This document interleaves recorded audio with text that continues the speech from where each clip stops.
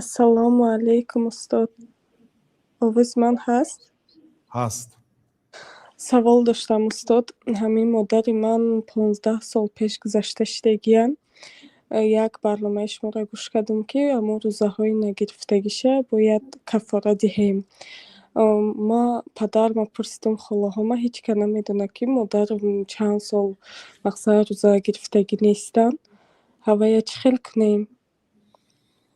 دیدید برادرای عزیز و خواهران گرامی، هر یک آدم باید وصیت داشته باشد. پیامبر صلی الله علیه و آله که انسان یک روز زنده هست یا 2 روز زنده هست، وصیتش در زیر بالشتش باشد.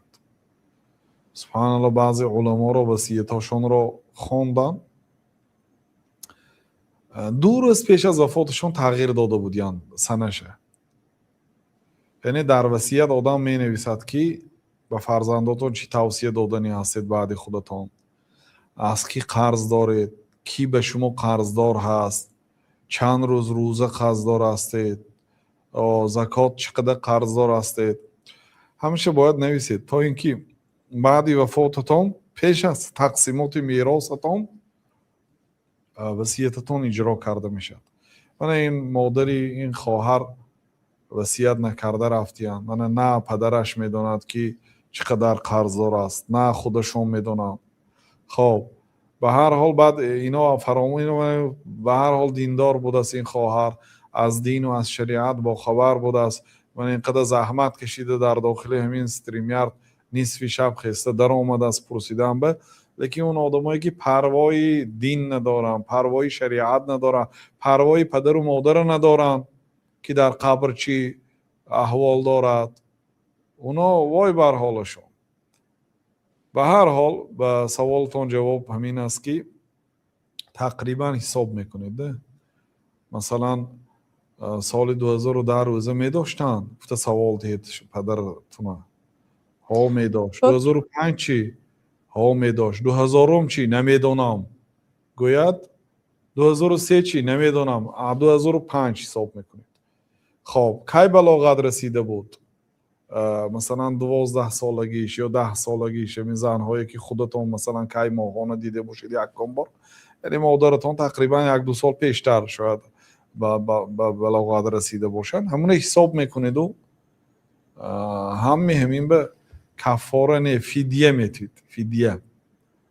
فدیه یعنی به 30 روز نصف ساعی طعام، یعنی 1.5 کیلوگرم گوییم به روزش 15 ساعت میشد، یعنی 45 کیلوگرم.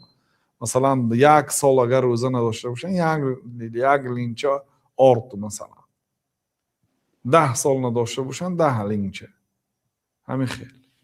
بله. رحمت کلان استاد. یک چیز دیگه گفتنی بودم.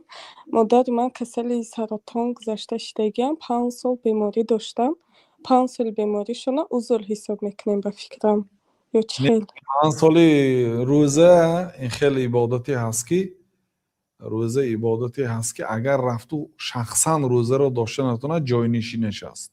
جای نشینش پول، یعنی همین فدیه. برای بیمار هم فدیه داده میشد. حتی ببینید روزه از حایزه و نفسای هم ساقط نمیشد.